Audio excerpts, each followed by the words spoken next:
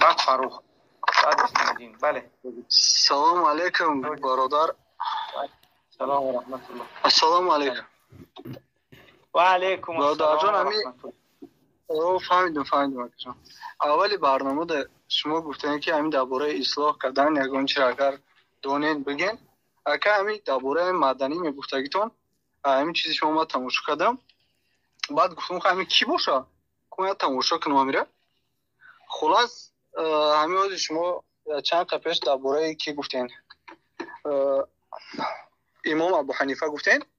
همون یک ویدیو کرده تماشا کردم. بعد با همراهی کدام یک ابو محمد کردی گفتنی آدم 2 ساعت و 30 منوت.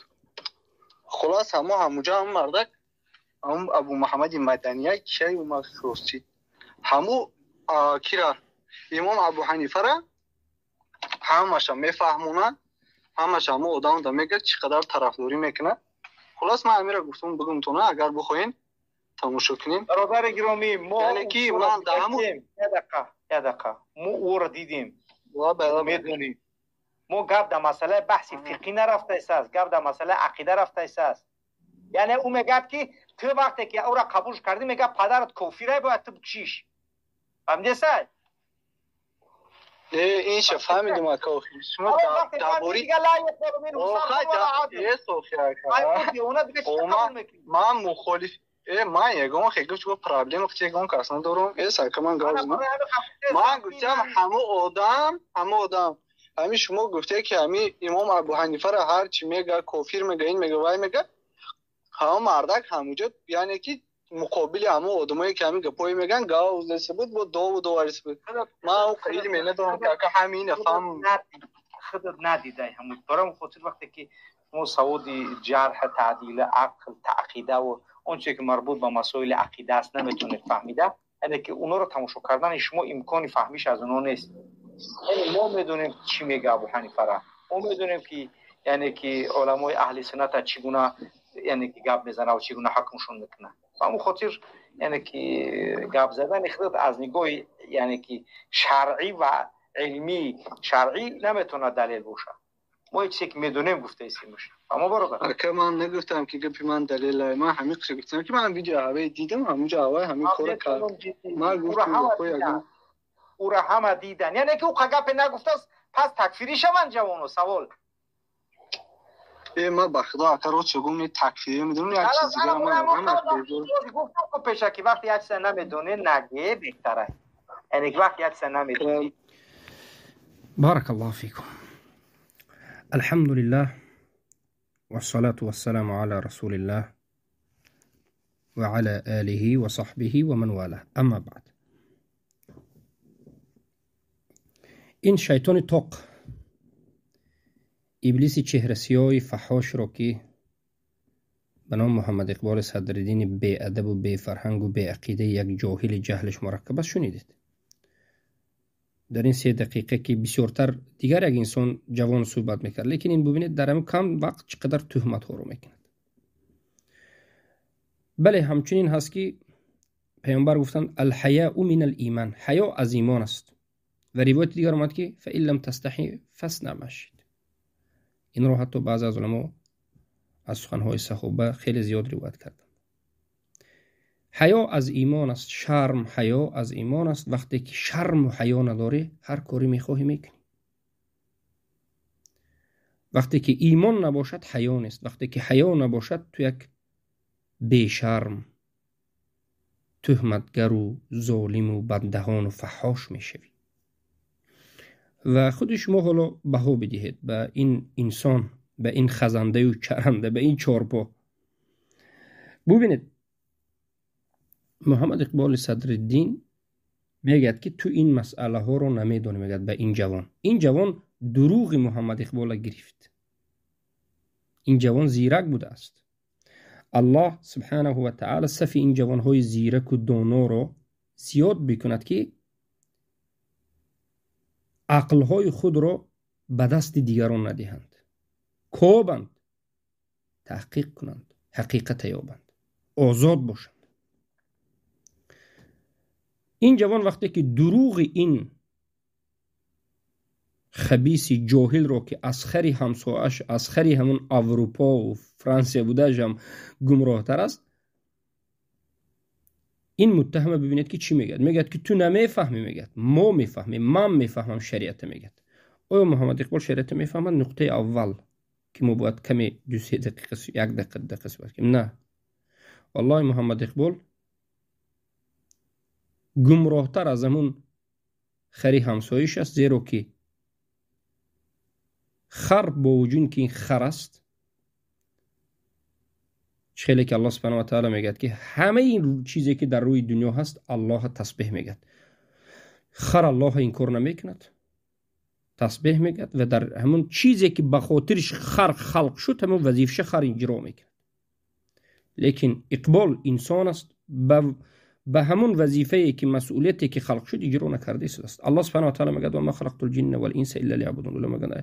علماء سلف گفتند ای وحیدون، ما خلق نکردیم انسان ها و جن ها رو مگرم به خاطر توحید، که تحقیق توحید بکنن. شب و روزش ضد مسلمان ها، ضد قرآن، ضد سنت، ضد توحید جنگ کردن است. با خودش عالم گرفته است.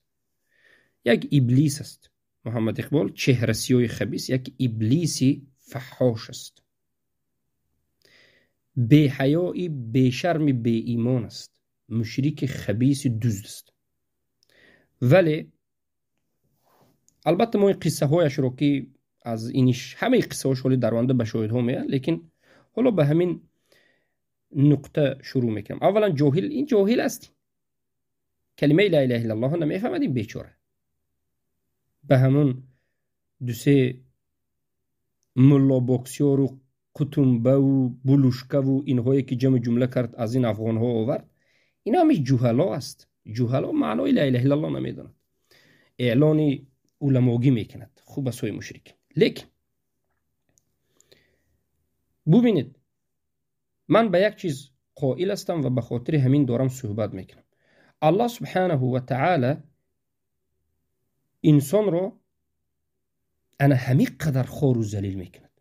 محمد اقبال دروغگو چقدر بهتان و دروغ رو در اول برنامهش در حق بنده کرده است. محمد اقبال خبیث میگه که ابو محمد مدنی میگه ابو حنیفه رو تکفیر میکند. ما میگیم الله خار کند دروغگوینده رو و الله خار کند همون کسی که ابو حنیفه رو تکفیر میکند. الله لعنت کند دروغگوینده بهتان رو، الله لعنت کند دروغگوینده بهتان رو، الله خارج کند که ما به دو چشم ببینیم چهره سیاه و خبیث او رو. شرم نکرده اینقدر دروغ میگن.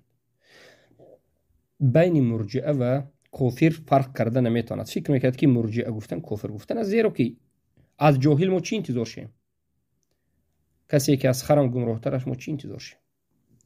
بالاخره این بیادب فحاش فاحش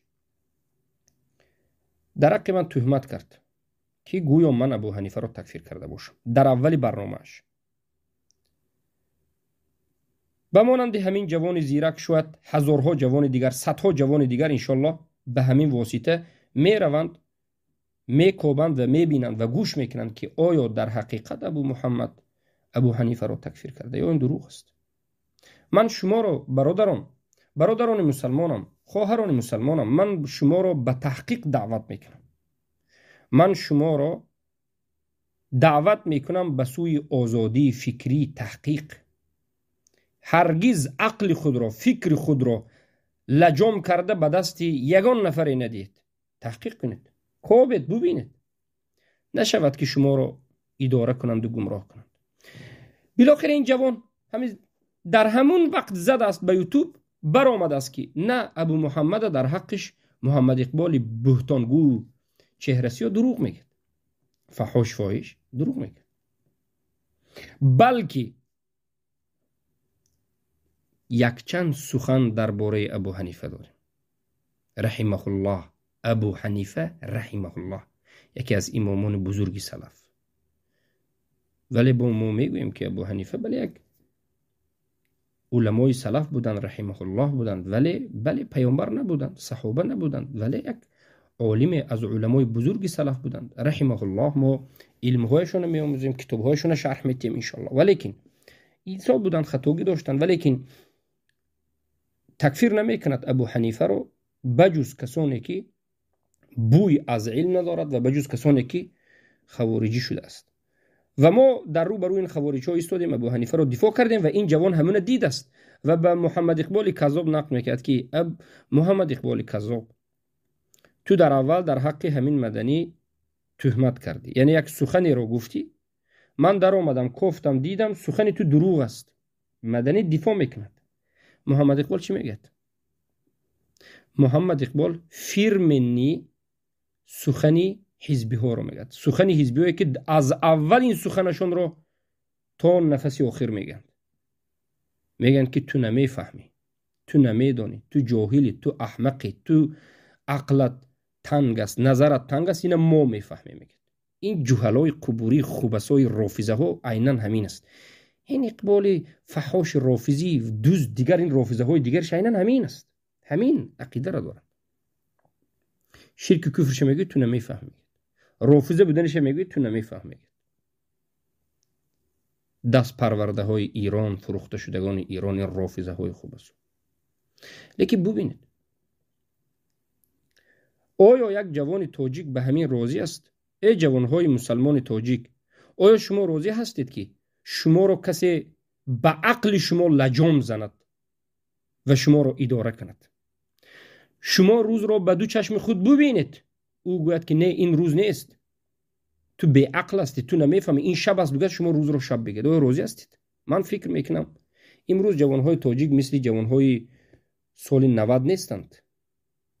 الحمدلله امروز اینترنت است، بسیار جوانها از حقیقت آگاه هستند و این جوانهای امروزه زنها و مردها اهل تحقیق به این معنا که زودباوری رو آیسته آیسته مردم تاجیک هم بالاخره کم کم ترک کرده شده است. من دعوت میکنم همه این مردم رو زودباور نباشید، بالاخره کمی تحقیق بکنید.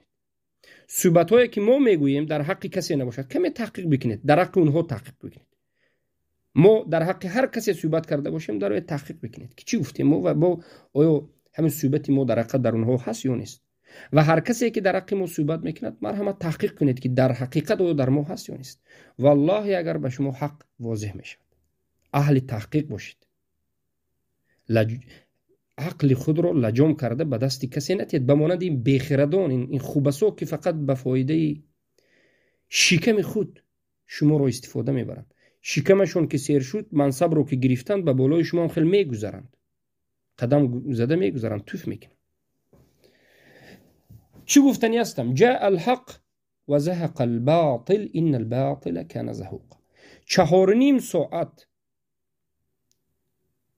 برنامه و صحبت و طعنه و دروغی که این خبیث، این زندیق نجس مشرک محمد اقبال فحاشی روسیا در حق بنده کرده، به یک آخرین سخن یک جوان تاجیک که میگوید که من بعد از سخن تو این جوان مدنی رو نمیشناختم، رفتم گفتم شناس شدم، سخن تو دروغ است، 4.5 ساعت برباد رفت، مثل یک توفی دهان شد، برباد رفت. الله اکبر. انا این رو میگن که حق آمد باطل نابود میشد. دور نکشید، در همون خودی برنامه، در همون روز، در همون وقت الله خورشان کرد. انا این میگن نصرت الله. انا این میگن که انت رکلامه هم رکلامه، نمایش بد، یک نفر رو نمایش بد دادن هم این نمایش دادن است. زیرا که وقتی که تو یک نفر رو نمایش بد دادی، مردم می درآیند، او را کفتکو میکنند، میخواهند که از او خبردار شوند که این کی هست، این جوان کی هست که محمد اقبال با چهره های سیاه گریان و نالان به مردم فریاد میکشد که گوش نکنید ابو محمد رو گفت. این کی است؟ این ابو محمد این کی است که حزبی ها رو بداد و فریاد آورده است؟ چرا اینها داد میکشند و میگن که این است، آن است، در فلان جا است، این است، فروشید، کشید، نابود کنید، گویان تهمت میکنند؟ چرا به جماعت خود نسبت میتند بر دروغ؟ چرا دیروز به جماعت ها نسبت میدادند؟ اثبات شد که این جماعت نسبت دادنشون دروغ است. ببینید تا دیروز مرا به جماعت ها نسبت میدادند، دیدن که به جماعت نسبت دادن دروغ است، در حقیقت دروغ است. من و برادران من ما یک طالب علمان آزاد اهل سنت هستیم. اینم قگم با دلیل قرآن و سنت با مذهب سلفی صالح صحبت میکنیم. این سپکتاکلشون، این منهج دروغ آدم کشیشون به این راه که ما رو نابود کردن نتوانستن، امروز ببینید در همین برنامه حالا همین در همین صحبت 3 دقیقه چی میگه؟ همین آدم های اینو اون میگه فروخته شده و اینو. و بعد از این میگه یک پسر رو پدرش رو کافر گفت و کشید. این همش بهتان است، دروغ است.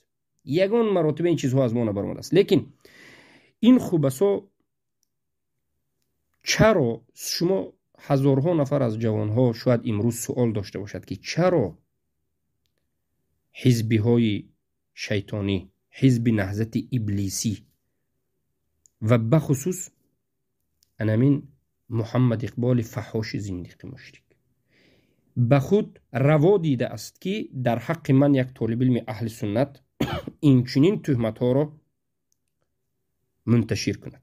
حالا که خودش خیلی گفتیم یک جاهل جهلش مرکب است، دوز بیش نیست. ما تاریخ شغل در آینده بیان میکنیم، دوزی بیان میکنیم، دوزی یک فاحش و فحاشی قصه هایی که بود این اون همش میاد. لیکن چرا سبب اینجا که چرا یک بار اینها برآمدن به من شروع کردن زدن رو، من که به کار خودم آواره بودم. لیکن سبب این است که ببینید ما کمی شاید سبب رو اولا مختصر میگم لیکن کمی وسیع میکنم. در سال 1992 اینها به واسطه نام اسلام تظاهرات، بالاخره جنگ، بالاخره به همون کرسی 30% آمدند و نشستند. بله به نام اسلام، همیش به نام اسلام بود، نام اسلام رو استفاده کردند، به کرسی 30% در حاکمیت همراه شدند. بعد از این فراموش کردند وظیفه خودشون رو، او دعواهای بزرگی دروغین رو، بالاخره مردم رو، کشته شده ها رو، مادر و فرد همه فراموش، خودشون عیش کرد. بالاخره الله سبحانه و تعالی بالاخره آخر وقت داد، وقت گذشت، توبه نکردند، باز نگشتند، الله خورشان کرد. امروز این محمد اقبالی که از تاجیکستان نه به خاطر اسلام بیرون شده است، نه به خاطر مردم، بلکه به خاطر همین این پول از مردم دزدیده بود. محمد اقبال پول از مردم دزدیده بود. ما میدونیم از کی ها، قسمی از اونها رو میدونیم، بزرگ پول های دزدیدش رو از داغستانی و از تاجیک و غیره. حکومت از این پول دزدید. گویا این میگه که حکومت به من $1,000,000 من یا که $700,000 من و غیره را نداد. بالاخره این به خاطر پول خودش خست، ضد حکومت، ضد نمین حکومت امروز به خاطر پول خودش داره جنگ کرد، نه به خاطر دین، نه به خاطر حق. وینا خورده تا دیروزه، یا پیوه خورده یا شامپانسکی خورده، رسمش هست میبینید، شامپانسکی خورده میگشت. لیکن یک باره این که اکتیار است، در افغانستان یک نمود داشت، در پاکستان یک نمود، در دبی یک نمود، نمودهاش زینه به زینه. حالا جاش بیاد میگم که این مرحله ها رو چگونه سپری میکرد. در هر یک مرحله این به مانند این اکتیورهای امریکایی، من نمیدونم سریال های ترکی، این خیلی تغییر می‌یابد. بالاخره امروز به خاطر این پول مال خودش بار دیگر میخواد که جوانهای تاجیک رو خیزاند، استفاده کند، خودش در اروپا شیند، جوانهای تاجیک رو باز به نام اسلام خیزاند تا که باز خودش به همون سری قدرتی نمیدونم 2% یا 3% رود با همون کار خودش. به این چین آدم ها یک استخوان میتید و یک چیزی دیگره. باوری داریم که ما اهل توحید، طالب علم همه به من میگن، شاگردها به من میگن که باوری داریم که به همین انسان اگر یک پول اندک پیشنهاد کرده شود، پول های اندک، گفتم و میلیون ها را پول اندک میگیم، بالاخره دنیا الحمدلله ناچیز است، اینا با همه را فراموش میکرد، با همون کار پیشترش انجام میداد، عیش و عشرت و معیشت. بالاخره خب اینها خواستند که جوانهای تاجیک را استفاده برند. چگونه؟ ما از برنامه‌شون گرفته به شما در آینده هم میگذاریم، صحبت‌های رئیس‌هاش، این نشانشه، یا روقه بعد از گرفتن اینها اجازه دادند، رفته میگه که محمد اقبال مرا نپرسیده کار کردن گرید میگه که من میگه بسیار چیزا نمیگم روی سر کنین میگه یعنی شوکشی سر کنین میگه در تاجیکستان محمد اقبال به خاطر چی به خاطر کرسی محمد اقبال احمقترین آدم همین کسی است که به خاطر دنیای دیگر کس خودش حیاتش میسوزاند احمقترین آدم همین است لیکن بالاخره جوان ها هستند که از سبب علم نداشتن علم نه دنیوی نه دینی نداشتن به این چنین دعواهای پوچ بی‌معنا البته می درآیند هستند لیکن بالاخره بارک الله فیکم ما یک رحمت برای مسلمان های تاجیکستان هستیم ما طالب علمان اهل سنت درس های ما دعوت های ما یک رحمت برای مسلمان های جوان اهل سنت در تاجیکستان است ما به این جوان ها بیان کردیم که جوان ها شریعت نازل شده است تا که شما نفس خود را حفظ کنید بیهوده خود به هلاکت ناندازید به خاطر شکم این پلیدها خودتون نکشید شما مرده میرید اینها با شما را فراموش کرده میگردند عیش و عشرت لذت او کسانی که ببینید اگر لازم شود ما صحبت های اونها را هم میگذاریم او کسانی که انمین حزبی ها دعوا میکردند که در سال 1992 تا 97 وفات کرد از جانب حزب نهضت وفات کرده شهید میگفتند امروز دیده شدیم که گمراه مرد میگن هر دو طرف مرده شده هاش جهنمی است گفتگی گپ ما شنیدیم از دهان خودی نهضتی ها ببینید این سخنشون سخنی ما نه این سخنی ما نه سخنی ما دیگر است سخنی ما دیگر است که چند بار گفتیم خودی سخنی نهضتی هایی که در اروپا است میگه که هر دو جانبی که در جنگ شهروندی مرد هم کشته و هم کشته شده جهنمی است میگه اگر ترسیده در رو این سخنانشون را او دلید نکنند مرحمت در روز آینده به شما میاریم لیکن تا دیروز اینها کشته شده هاشون شهید میگفتن لیکن ناو همین سخنی ناوی جدیدشون برآمد چرا برای اینکه اینها به منفعت نظر میکنند منفعت تقاضا کرد کی خواهند جهنمی کی خواهند کافر میگن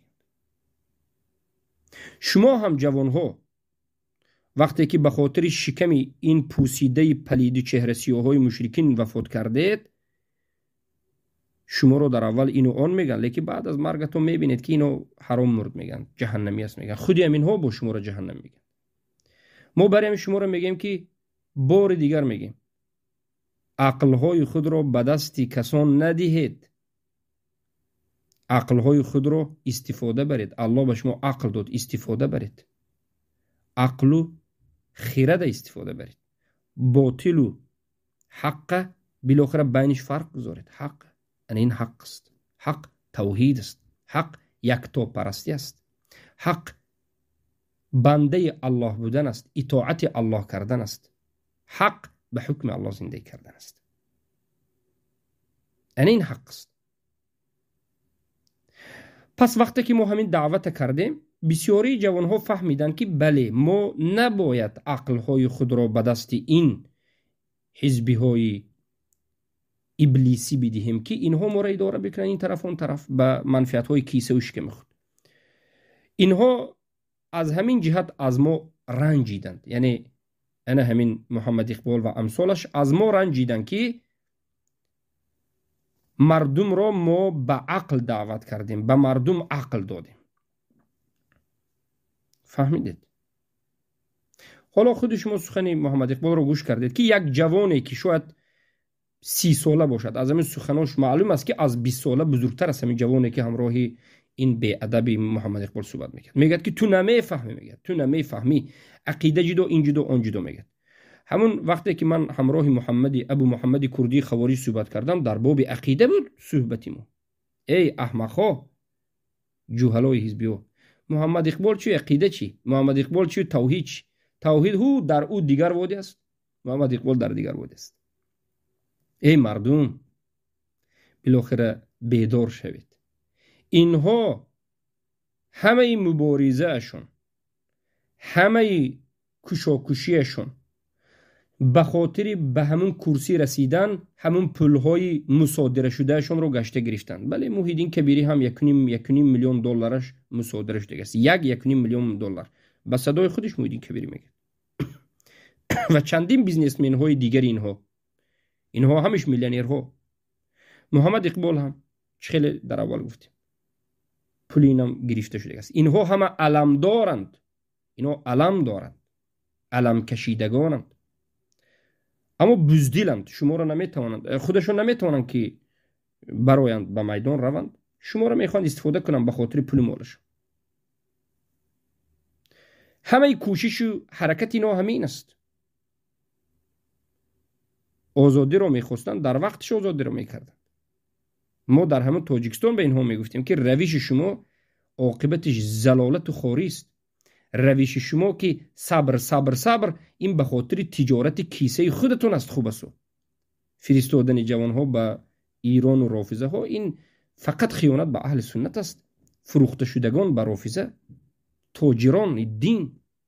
خیلی نکنید. گفتم ما هزارها بار در وقتش گفته هستیم. بارک الله فیکم. لیکن اینها البته که گوش نکردن، عاقبتشون به همین روز آمده رسید. اینم جزای الله است. این جزا رو این حزب نهضت ابلیسی فقط از الله دانند. جزاشون از الله است. لیکن مبارزه ما چی؟ مبارزه ما برای چی مبارزه میبریم؟ ما برای رسانیدن لا اله الا الله. همون مبارزه ای که همه انبیاء و رسول بردند، ما همون مبارزه رو، همون دعوتی که همه انبیاء و رسول دعوت کردن، ما همون دعوت رو میکنیم. لا اله الا الله محمد رسول الله رو بیاموزید، بفهمید، دینتون رو مستحکم بگیرید، مسلمان باشید که در این دنیا و آخرت سعادتمند و به جنت روید. اما اینها نه. اینها چی میکنن؟ چند سال است که در همین برنامه ها غیر از فتنه، غیر از خیزید گفتن، غیر از جوانهای مردم تاجیک رو عصبشون رو خراب کرده، مادری تو رو فلان کردند، زنت رو فلان کردند، دخترت رو فلان کردند، خواهرت رو فلان کردند، تو باید خیزی، تو باید زنی، تو باید کشی گفتن. اینا چیکار کردن؟ چیکار کردن اینها؟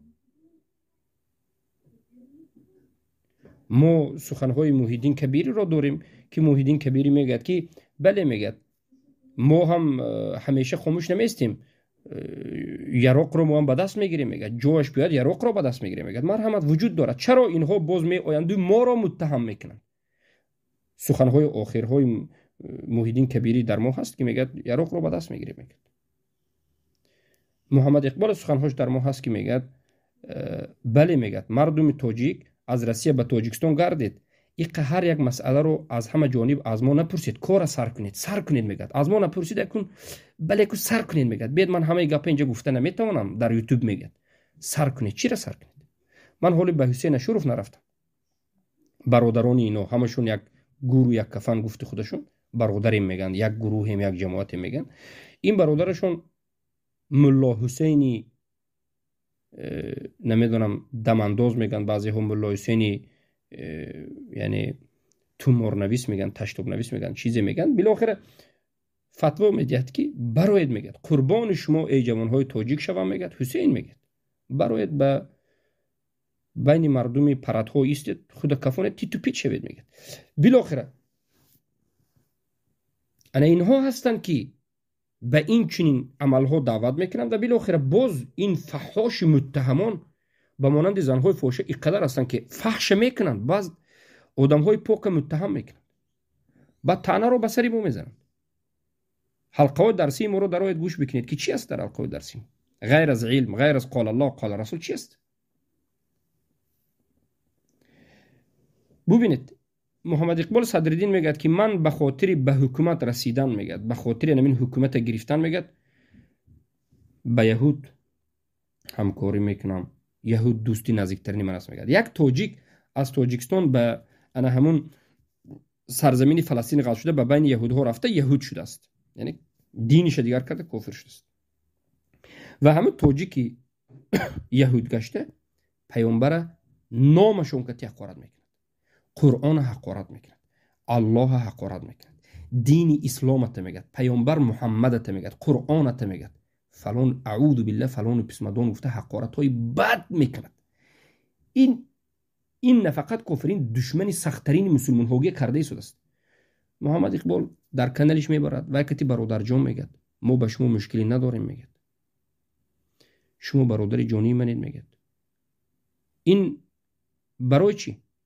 همیش به خاطر به کرسی رسیدن، به خاطر نمون به کرسی پول و مال شیشتن.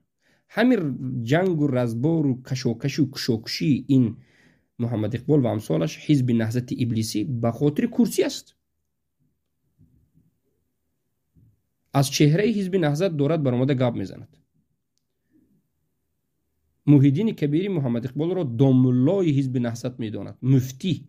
برای همین در یک ویدیوی آخرش گفته بود، برادرها به من ارسال کردن، محیدین کبیری کی را داملا میگد، اقبال را داملای شما همیشه شرمنده. گجای این داملا است، این خری گمراه است، از خرم گمراه تر است. خیلی شیخ الاسلام تیمیه در حق گمراه گفت. وای بر حال جماعتی که ملای اقبال باشد، بجای اینکه به پیش روید روز به روز شرمنده میشوید، از فقط شرمنده میشوید. لیکن بالاخره انا این بی‌ادبان فکر کردند که جوانهای مسلمان تاجیک را به کدام سمت خواهند میبرند. اینها پیشوای تاجیکانند. از یک طرف حکومت به خودش پیشوا گذاشته، پیشواگی را میکشد و دعوا دارد. از یک طرف مخالفا خودش پیشوا دارد. ما به هر دوی پیشوا توف کردیم. ما جوانهای تاجیک به هر دوی شما دیکتاتورها توف کردیم. امروز روش محمد اقبال، یعنی همین حزب نهضت ابلیسی، عیناً همون کاپیه نسخه روش حکومت تاجیکستان، حتی بدتر از حکومت تاجیکستان شده است از نظر تهمت. هر کسی که اینا میگن هر کسی که با ما نیست مخالف ما است، ما میفروشیم. ببینید اینها من که کجا، اینها هم پیمان و هم مجلس و هم نشست و دوستان خودشون رو در اروپا هر روز مثل موش و گربه هم دیگری رو دور زده فروخته شدن، میفروشن. مخالفه که ما به پول ندهد میفروشیم، میگن گپی ما را گوش نکرد میفروشیم. تهدید میکنن، تهدید. بله محمد اقبال این حزب نهضت ابلیس شیطانی در تهدید، بله اینها خیلی تجربه دارن. این تاکتیکای رافضه هست.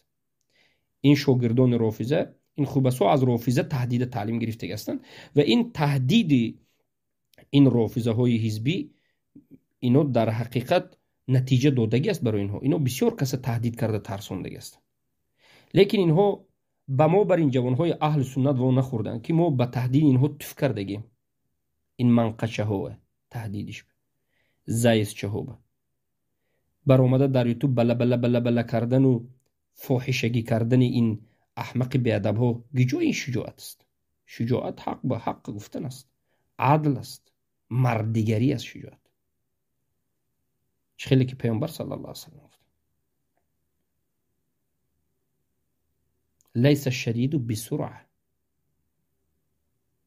شدید بسرعت اینونه، بلکه شدید سخت گفته همون لیس القوی بسرعه. بله قوی این به تیزداوی و اینونه، بلکه قوی همون کسی است که وقتی که غضب کرد خودش دستو میگیرد، تهمت نمیکند، دروغ نمیگوید، بهتان نمیکنن، مرد بر این چیزی بوده را حق میگه. این مردیگری که جو است در اینو، در این شرمنده ها مردیگری که جو است. مردی اینها که ها رفته نابود شده است. الله المستعان. یکی بالاخره وقتی که بسیار جوان ها، مرد ها، زن ها از حق با خبر شدند، از توحید با خبر شدند، فهمیدند که توحید اسلام هرگز با این حزب نهضت ابلیسی شیطانی، با این محمد اقبال گمراه جاهل مشرک در یک جا جمع نمی شود. به عقیده اینها در یک جا جمع نمی شود. این همین قگپ است. اینها به ما حسد دارند، اینها به ما بغض و عداوت دارند به خاطر اینکه اولا حسد، دوما اینها غضبشون میاد که چرا در این میدان در این میدان یعنی دعوت تاجیکا شما پیدا شدید. یعنی این مخالفا گفته است که غیر از حکومت و غیر از ما مخالفا دیگر هیچ کس نباید باشد. یعنی گویا ما حق نداریم که فکر و اندیشه خود بگوییم. با همین خوبسا این شیطان ها میگن که ما تحمل پذیر یعنی آزادی خواه دموکرات با خودشون میگفتن و با تحمل پذیر میگفتن. این مشرکین همون دموکرات رو هم شرمنده کردن. خوبسا همین دموکرات شرکشون هم شرمنده کردن. اینها را باور بکنید نه انصاف دارد، نه اخلاق دارد، نه آزادی. تحمل پذیری گفتن چیز نیست. تحمل پذیری این خوبسا فقط از جانب کی است؟ اونها باید بگوید تو تحمل پذیر باشی، اما اگر تو گفتی اونها تحمل پذیر نمیشون. هجومشون طوفانی است. این خوبسا به خودشون همین چیز اجازه دادن که هر چیزی رو خواستن اینها میگفتند دیگران باید تحمل پذیر باشند و این جایز بوده است و این دموکراتی بوده است در نزد این خوبسا. اما دیگران وقتی که گپ زد این یک سبحان الله دهشت افکن یا تروریست یا بوزی کدام حکومت بوده است. آیا همین از منطق است؟ آیا فکر سالم است؟ همین گپ کسی که میگه هر یک جوانی با عقل فکر، این یک مجنون است. باور بکید این یک کسلی روانی روحی دارد. الله خارج بکند این خوبسا را در همین دنیا زبانش قاق بکند و به همون روانی دروغ بافندهش جزاش بدهد که چگونه این احمقی، این چگونه سیستم ساخته است،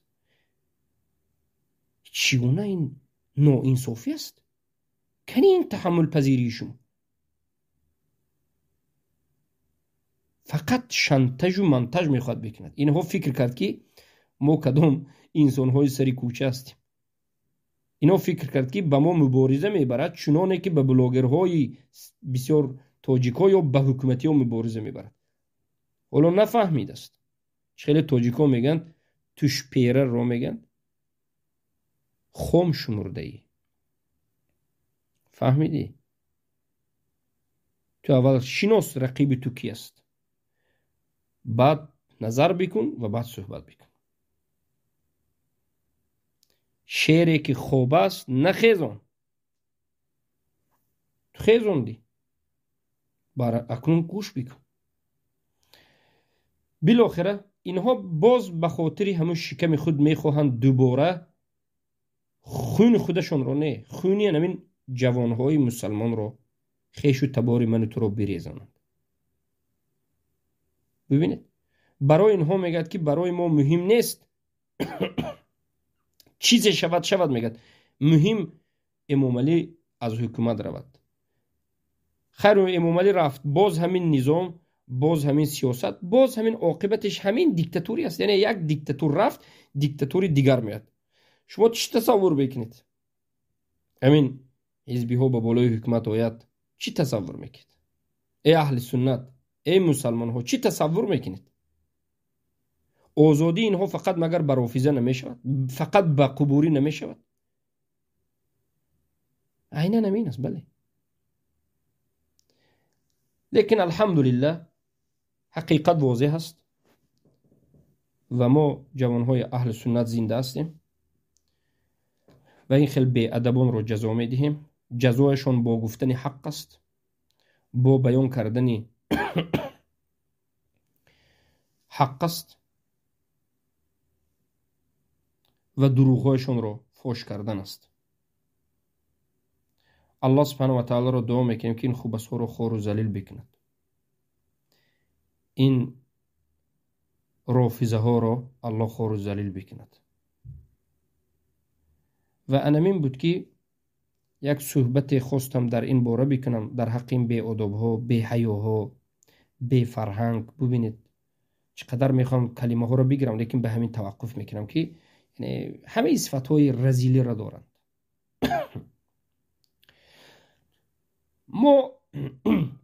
ما افسرده نیستیم به خاطر که دینی ما هست. این دین اسلام دینمون هست و ما این حق رو و این مبارزه رو به خاطر دینمون کرده هستیم که نام دین اسلام رو آلودن نکن. دین اسلام برده. یک بار این کمونیستی هم دین اسلام است گفته بود. در زمان همین کمونیستی وقتی که SSR یا همون شوروی ها ملحدین آسیای مرکزی رو به زیر تصرف انداخته بود، بعضی از ملاها به خاطر جایگاه هست یا نمیدونم به خاطر چیز دیگر فتوا همچنین گپ ها بود. بعضی از جهلا دادن که یعنی این کمونیست شدن همین اتئیستی را حق گفتن به مسلمانی تو ضرر ندارد، کمونیستی هم اسلام است. این اون بالاخره ببینید چقدر حادثه تو به نزدیکی 70 سال وجود داشت. امروز حزبی ها عیناً همون شکل رو به شکل دموکراتی خودشان ساخته. نامش دموکرات است لیکن در اصل دیکتاتوری است. همون خودی حزبی ها ساخته. دموکرات اینها همین است که اینها هر چیزی رو خواستند باید بگویند دموکراتی هست به گفت اینها، اما هیچ کس در حق اینها گپ زدن به حق ندارد، برای اینکه در این حالت اینها شکل دیکتاتوری رو به خود میگیرند. هر تهمتی که اینها زدن، هر گپی که گفتند، اینها میگن دموکراتی است. تحمل پذیر باشید، حق را گوش بکنید. اما هر کسی که به حق در رو برو اینها صحبت کرد، اینها حق را هم نمیپذیرند، تحمل پذیر هم نیستند. او همه شعارهای دروغینشون نابود شده، فقط یک شعار دیکتاتوری میدارد. تو نمیدانی، تو نمیفهمی، تو بیعقلی. همین جوان تاجیک را ببینید بیچاره، تو نفهمیدی، تو نمیدانی، تو بیعقلی، تو نمیفهمی. همه حزبی همین است. هر کسی که به این حزبی های شیطان ها روبرو شده صحبت کنید، میگه که یک مسئله به خطا کرده، تو نمیفهمی، میگه مغزت پوچت، میگه خوب است. این تاکتیک روش تعلیم داده رافض است. بالاخره جوان های اهل سنت بیدار باشید. جوان های اهل سنت بیدار باشید، زیرک باشید. مذهب شما تاجیکستان، ای اهل تاجیکستان، ای مسلمان های تاجیکستان، مذهب شما اهل سنت است. این خوب است رافضه است. فهمیدید؟ منهج شما اهل عدل و انصاف است. منهج این خوب است تهمت و بهتان و ظلم است. منهج شما ای جوانهای تاجیکستان شجاعت و جسارت و مردانگی و حقگویی و حقخواهی است. منهج این خوب است طعنه و تماغو و تهمت و بهتان و آدمکشی جوانکشی است. به سری بنده در سال 2022 این خوب است 200,000 گذاشته بودند. امضا گذاشته محمد اقبال به همه جا گویا تقسیم کرده بود. انا بار دیگر حالا میگد که یعنی من نگویم، میگد محمد اقبال میگد که من نگویم، بینید یک کار کنید. اینا میگد کارش تموم کنید، من نمیگد. یعنی به جوانهای تاجیک میگد که اگر ابو محمد بینید کارش تموم کنید. ما هر گپ نگویم میگه لیکن کارش تموم کنید. یعنی فتوا به قتل داده است. یعنی کشیدش، نابود کنیدش. تا همین درجه ما نفس اینها رو قسط کرده و فشارشون آوردیم. الحمدلله. اگر ما یک طالب علم تنها به همون فکر و اندیشهمون شما رو پاره پاره و تیت و پیت کرده باشیم، سبحان الله، فردا 10 طالب علم مثل ما اگر باشد چیکار میشته باشد؟ الحمدلله برادران اهل سنت زیاد هستند. امروز حق خواسته ها بسیار هستند، شاگردها هزارها هستند. الحمدلله. لیکن حق آشکار است. الله سبحانه و تعالی حق را به واسطه نمی فاجر و فاسق بعض حالت ظاهر میکند. خیلی که در حدیث اومده است که ان الله لا ینصر دینه برجل فاسق فاجر. الله انا همین دینش رو نصرت میتید به واسطه یک فاسق فاجر. فاسق فاجر میخواد که تهمت زند، لیکن سخن او سبب میشد که هزارها مردم حق در اومده کفته میفهمند. کوبید ای مردم مسلمان اهل سنت، کوبید، از اهل تحقیق باشید، غلام فکری نشوید، فکرها و عقلهای خود را به دست دیگران ندهید. گفته های ما را هم گوش کنید و سنجید. کتاب های گفته ما را در آمده کشاده بینید. این دنیا و آخرتتان را در اساس صحبت های این جهلا، به خاطر کیسه های اینها، شکم فرزند اینها، به خاطر اینها قصرهای اینها نسوزانید.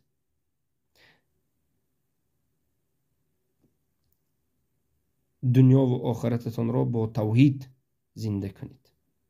ما شما را به سوی علم، اولا به سوی توحید که این علم است، به سوی فهم توحید، به سوی لا اله الا الله محمد رسول الله، به سوی علم، به سوی عمل، به سوی فهم دعوت میکنیم. اما اینها باشند شما را به سوی جدال و به سوی احمقی و به سوی تهمت و بهتان دعوت میکنند. الله را طلب میکنیم که حق را ظاهر بکند، دشمنان حق را نابود بکند، خوار و ذلیلشان بکند. اهل حق را الله حفظ بکند، اهل باطل را الله شکستشان بدهد. چهره های این خوبسایی که شب و روز قرآن را تحریف میکنند، تغییر میدهند، از نام الله رسول دروغ میگن، دین الله را به خاطر شکمشان تغییر میدهند، چهره هاشان را الله سیاه بکند. الله به بلاهای گرفتارشان بکند که یک نمونه به دیگران باشند. الله این خوبسا را قاقشان بکند، نمونه به دیگران باشند. سبحانك اللهم بحمدك اشهد ان لا اله الا انت استغفرك واتوب اليك.